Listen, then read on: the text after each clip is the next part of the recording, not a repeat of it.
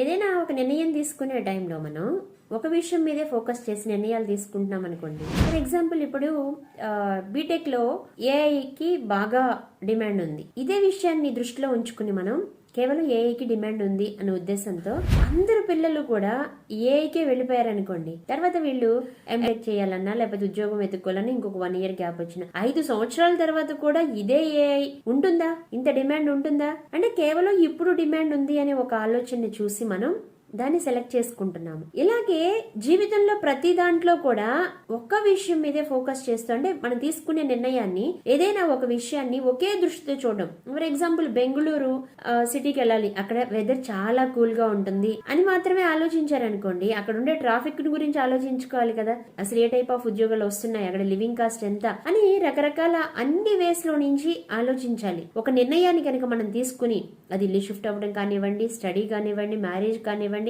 ఏదైనా కానీ ఒక్క దాని మీద బేస్ చేసుకుని మనం నిర్ణయాలు తీసుకుంటూ ఉంటే దాన్ని ఫోకసింగ్ బయాస్ అంటాం. ఈ ఫోకసింగ్ బయాస్ వల్ల ఏంటంటే వీళ్ళు అనుకున్న ఒక విషయం మాత్రమే వీళ్ళకి కనిపిస్తుంది, దాన్ని మాత్రమే కాన్సన్ట్రేట్ చేస్తారు, మిగిలిన దాన్ని మొత్తాన్ని ఇగ్నోర్ చేస్తారు. తర్వాత రకరకాల ప్రాబ్లమ్స్ ఎదురైనప్పుడు బిజినెస్ లో కానివ్వండి, ఒక ఉద్యోగంలో కానివ్వండి, రిలేషన్ లో కానివ్వండి, చదువులో కానివ్వండి, ఒక ప్లేస్ లో అడ్జస్ట్ అవ్వలేకపోతున్నాము అంటే మొట్టమొదటిగా మనం ఫోకసింగ్ బయాస్ లో డెసిషన్స్ తీసేసుకున్నాం, మనకి కొన్ని ప్రాబ్లమ్స్ అనేవి వస్తాయి. అదే మనం ఫస్టే ఈ ఫోకసింగ్ బయాస్ గనక మనలో ఉంటే మెయిన్ డెసిషన్స్ తీసుకునేటప్పుడు ఎడ్యుకేషన్ కానివ్వండి, మ్యారేజ్ కానివ్వండి, ఉద్యోగ వ్యాపారాలు ఏదైనా ఇలాంటి పెద్ద పెద్ద లైఫ్ రిస్క్ డెసిషన్స్ ని గనక తీసుకునేటప్పుడు అన్ని వైపుల నుంచి ఆలోచించి తీసుకుంటే ఆ బయాస్ ని ఓవర్కమ్ చేయడమే కాకుండా ఒక మంచి నిర్ణయం తీసుకుని లైఫ్ లో ఎలాంటి స్ట్రగుల్స్ లేకుండా లైఫ్ ని మూవ్ చేసుకుంటూ ముందుకు వెళ్ళొచ్చు. Thank you.